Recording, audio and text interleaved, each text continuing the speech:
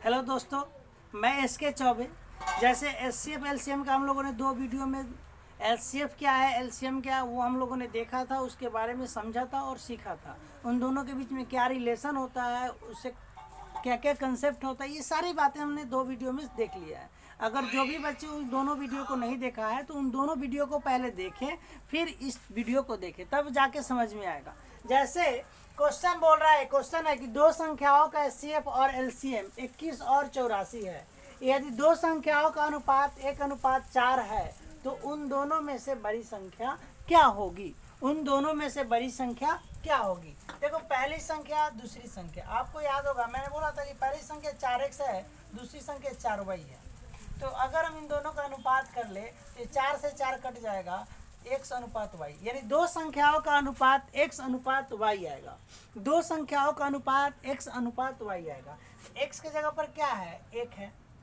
y की जगह पर क्या है, 4 है। हम एक बार डिटेल समझा देते हैं, कंसेप्ट को समझिए पहले, और जब समझ में आ जाएगा तो अब बहुत इजीली, बहुत कम समय में क्वेश्चन को धड़ाले सॉल्व कर देंगे।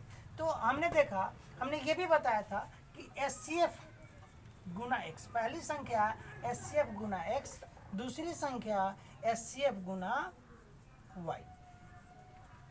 तो पहली संख्या 1 है, पहली संख्या का HCF कितना हमारा 21 है, 21 गुना 1, 21 गुना y के जगह पर क्या होगा, 4 है। तो 21 से कम 21, 21 चौका 84, ये संख्या हो गया। देखिए, मैंने बोला कि दो संख्या है, मान लो दो संख्या, पहली संख्या 4x है, दूसरी संख्या 4y है। इनका अनुपात निकालेंगे तो x/y, यानी दो संख्याओं का अनुपात हमेशा x/y आएगा। तो x की जगह पर क्या दिया है, एक, y की जगह पर क्या दिया है, इससे x और y को इससे रिलेट करेंगे तो x की जगह पर 1 दिया, y की जगह पर 4 दिया। अब देखिए, हमने बताया था कि दो संख्या है, तो पहली संख्या में HCF गुना x होगा, दूसरी संख्या भी HCF गुना y होगा। यानी कि जो कॉमन होता है उसको HCF मान लेते हैं। जैसे थोड़ा सा जैसे 8 12 है, इसका HCF क्या होगा, 4 होगा। इसका HCF 4 होगा, 4 होगा। तो हमने बोला था कि इसमें भी 4 है ना, तो 4 गुना 2, तो ये x हो गया, ये 4x हो गया, ये 4 गुना 3, तो ये 4 हो गया, और ये y हो गया। तो HCF यानी ये 4 क्या है, HCF है, तो हम HCF गुना x बोल सकते हैं, HCF गुना y बोल सकते हैं। ये बात समझ में आ रहा है। यानी दो संख्याओं का अनुपात दिया हो तो हम उसमें HCF से गुना करेंगे तो हमें संख्याएं प्राप्त हो जाएंगी। तो दो संख्याओं का अनुपात 1:4 है, तो इसमें HCF से गुना करेंगे तो ये पहली संख्या मिल जाएगी, इसमें HCF से गुना करेंगे तो दूसरी संख्या नहीं मिल जाएगी। यानी 21 से कम 21 और 21 चौका 84, तो इसमें बड़ी संख्या क्या है, 84 है, तो 84 हमारा आंसर हो जाएगा। बड़ा इजी है। जैसे कि अब देखिए, अगर आपको डायरेक्ट करना क्या था, ये इतनी सारी बातें देख ली है, आपको करना ये था कि अगर दो संख्याओं का अनुपात दिया है, दो संख्याओं का अनुपात दिया है, जैसे दो संख्या का अनुपात 1:4 है, HCF हमारा 21 है, तो 21 में अनुपात से गुना करने पर हमें संख्या प्राप्त हो जाएगा। यानी 21 गुना 1 पहली संख्या, 21 गुना 4 दूसरी संख्या। तो ये पहली संख्या होगा 21 से कम 21, 21 चौका 84। इसमें बड़ी संख्या पूछा तो बड़ी संख्या क्या है, 84 है, हमारा आंसर 84 हो जाएगा। सिंपल सा था, सिंपल सा था। अब दूसरा तरीका समझिए, ये बेसिक बात समझ गए आप। दो संख्याओं का अनुपात दिया है तो अनुपात में हम HCF से गुना करेंगे तो हमें संख्या प्राप्त हो जाएगा। जैसे पहली संख्या में दूसरी संख्या से भाग करते हैं तो हमें क्या निकलेगा, x/y। x की जगह पर 1 दिया है, y की जगह पर 4 दिया है। ठीक है, ये समझ गए। अब देखिए, अब एक और बात समझिए, दूसरा बात समझिए, दूसरा टेक्निक समझिए। जैसे हमने सीखा कि प्रत्येक संख्या को HCF काटती है, प्रत्येक संख्या को HCF काटती है, प्रत्येक संख्या को HCF काटती है। तो आप देखो, HCF हमारा 21 है, यानी जो संख्या होगा 21 से कटने वाला होगा। HCF हमारा 21 है, इसका मतलब जो संख्या होगा 21 से कटने वाला होगा। अब आप ऑप्शन देखिए, क्या 21 से कट रहा है, नहीं कट रहा है, तो ये संख्या नहीं होगा। ये 21 से कट रहा है, आप चेक कीजिए ये 21 से कट रहा है कि नहीं कट रहा है। अगर नहीं कट रहा है तो ये आंसर हमारा नहीं होगा, नहीं कट रहा है तो ये आंसर हमारा नहीं होगा। कट रहा है, नहीं कट रहा है। अब यहाँ देखिए, ये कट रहा है, किससे नहीं कट रहा है, आंसर हमारा नहीं होगा। यही कट रहा है, यही आंसर होगा।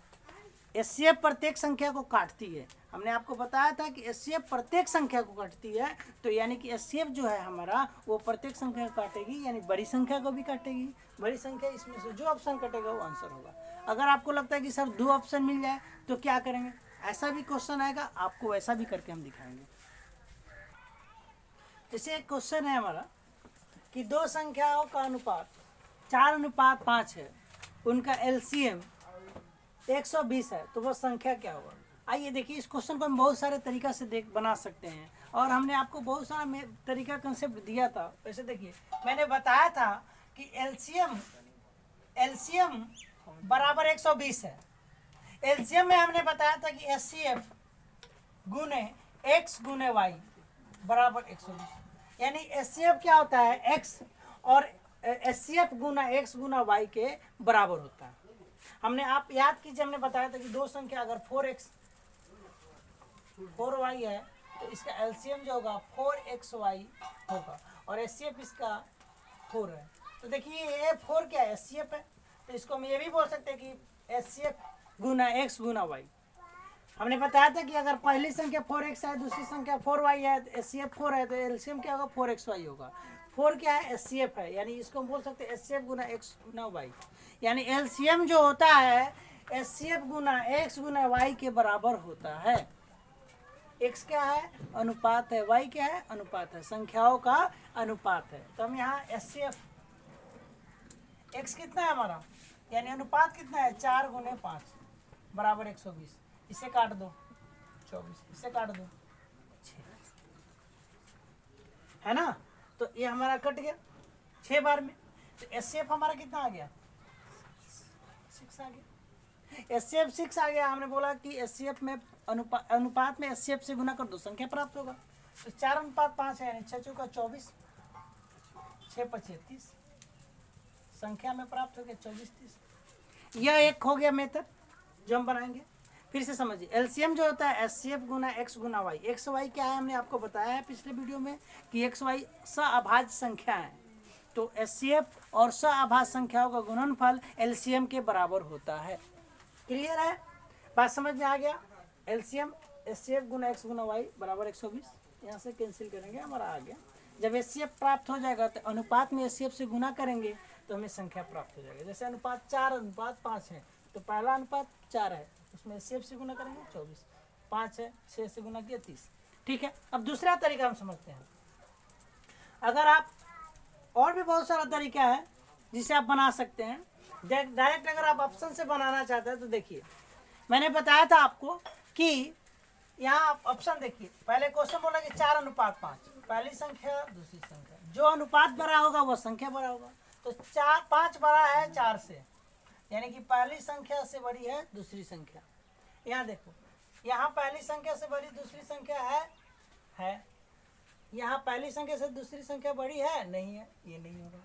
यहाँ है, यहाँ नहीं है, ये 2 ऑप्शन नहीं होगा हमारा 2 ऑप्शन आ गया, ये और ये बड़ी है। अब देखिए, इन दोनों के बीच में अनुपात कितना होना चाहिए, 4:5। तो क्या यहाँ 0 से 0 कट जा रहा है, 3:4 हो रहा है। हमारा अनुपात कितना होना चाहिए, 2 संख्याओं का अनुपात कितना है, 4:5 है, तो 4:5 होना चाहिए। ये 2 संख्या 30 और 40 है, इसको अनुपात में कर रहे हैं तो 3:4 आ रहा है, ये आंसर हमारा नहीं होगा। दूसरा देखते हैं, 24-30 है, इसका अनुपात 6 चौका 24, 6 पचे 30, 4:5 आ रहा है, यही हमारा आंसर होगा। तो आप अगर डायरेक्ट ऑप्शन से बनाना चाहते हो तो आप अनुपात देख लो, अगर 2 अनुपात मिल जा रहा है तो आप ये देखो कि ये 4:5 है ना, तो बड़ा होना चाहिए। पहली संख्या से दूसरी संख्या बड़ी होनी चाहिए, क्योंकि अनुपात में भी पहली से दूसरी बड़ी है। या बेसिक आप ऐसे बना सकते हैं। आइए देखते हैं, क्वेश्चन है, 2 संख्याओं का एचसीएफ 17 और उनका एलसीएम 714 है, तो उन संख्याओं का योग क्या होगा। उन संख्याओं का योग क्या होगा, ये हमें बताना है। जैसे मान लो पहली संख्या एचसीएफ 17 है, तो 17x, दूसरी संख्या 17y, एचसीएफ हमारा 17, एलसीएम 714। हमें पता है कि ये दोनों आपस में बराबर, प्रथम संख्या गुना दूसरी संख्या बराबर होता है एचसीएफ गुना एलसीएम। 17 से 17 कट गया, 17 से इसे काटेंगे, 17 का टेबल याद है आपको, 17 चौका 68, 17 दूनी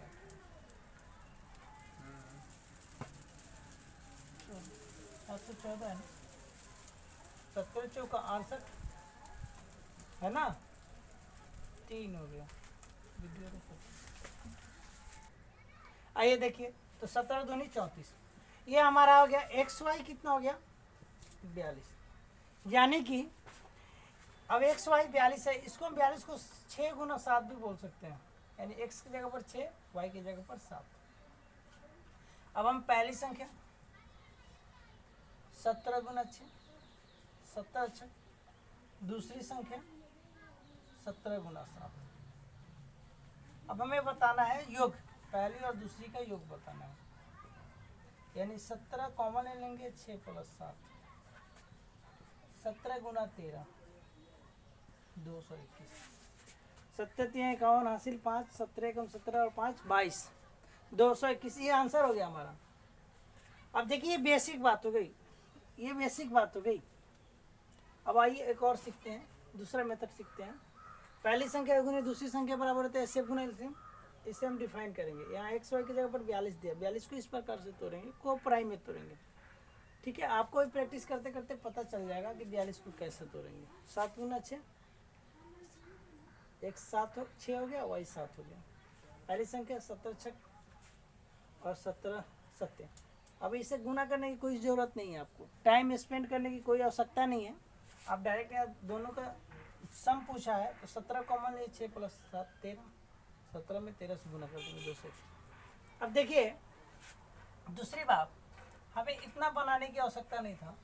हम जानते हैं कि एलसीएम में एचसीएफ से भाग करते हैं तो एक्स वाई प्राप्त होता है, यानी 714 में 17 से भाग करेंगे, 17 चौका 68, 17 दूनी 34 42, यानी एक्स वाई की जगह पर क्या आ गया 42, यानी एक्स बराबर 6, वाई बराबर 7, 6 7 42।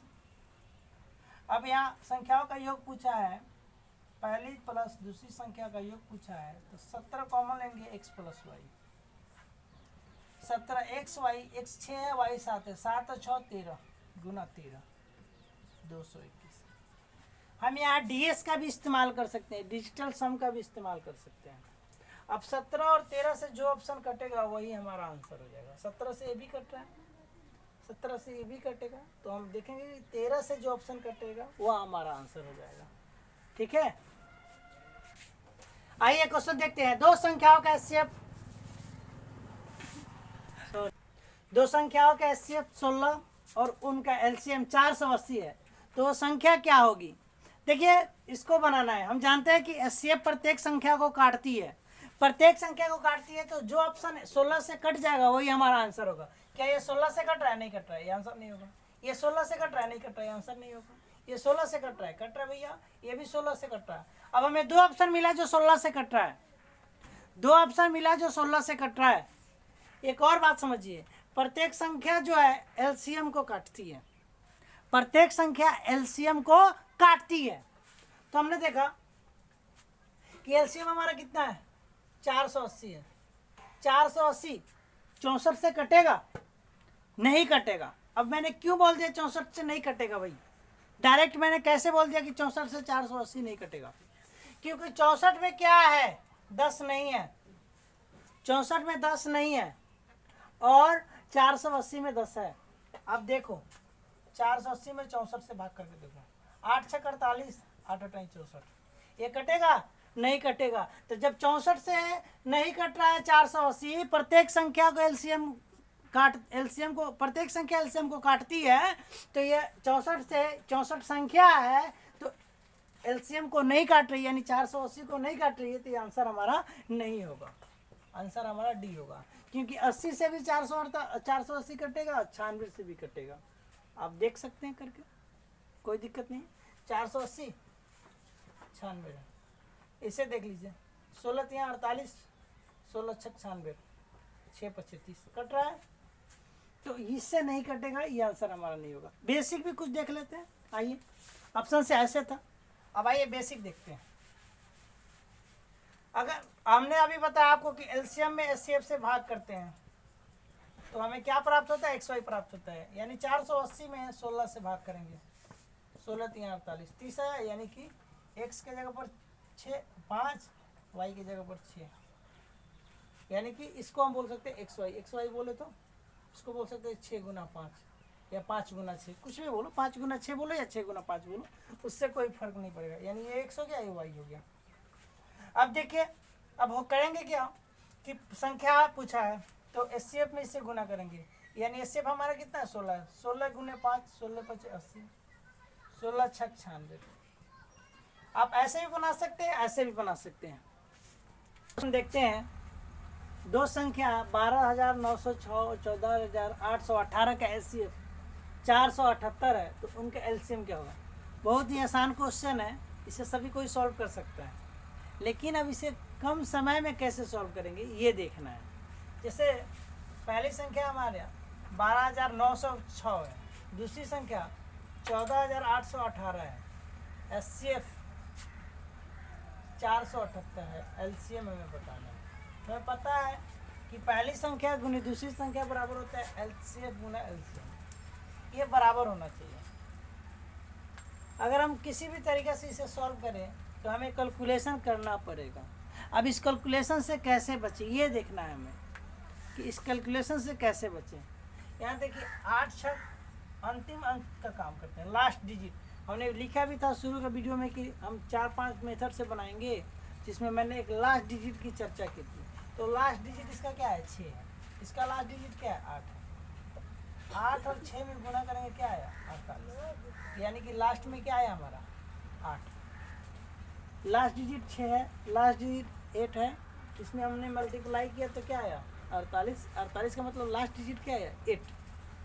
तो यहाँ पे भी एक कोई नंबर होना चाहिए जिसका लास्ट डिजिट में, यहाँ लास्ट डिजिट जो होना चाहिए उसमें गुना करने के बाद यहाँ जो आना चाहिए लास्ट डिजिट क्या आना चाहिए 8 आना चाहिए। जैसे यहाँ क्या क्या हो सकता है ये देखें। पहला ये हो सकता है, इसका लास्ट डिजिट कितना है 6। दूसरा ये हो सकता है 3, जिसका लास्ट डिजिट 3 है। मतलब ये ऑप्शन हो सकता है, या तो ये ऑप्शन हो सकता है, या तो ये ऑप्शन हो सकता है, या तो ये ऑप्शन हो सकता है। सारे ऑप्शन का लास्ट डिजिट लिखेंगे। इसका लास्ट डिजिट क्या है 9, इसका लास्ट डिजिट क्या है 2। अब 8 से गुना करेंगे, 8 6 48, लास्ट में क्या आ रहा है 8। 8 3 का 24, लास्ट में क्या आ रहा है 4। हमें लास्ट में चाहिए क्या 8, क्योंकि यहाँ पे लास्ट में क्या आ रहा है 8, तो हमें 8 चाहिए ना। तो जब 8 3 का 24 कर रहे हैं तो 8 का आ रहा है, लास्ट में 4 आ रहा है, तो यह नहीं हो सकता है। 8 9 72, 4 2 आ रहा है लास्ट में, हमें कितना चाहिए 8 चाहिए, नहीं हो रहा है, ये नहीं होना चाहिए।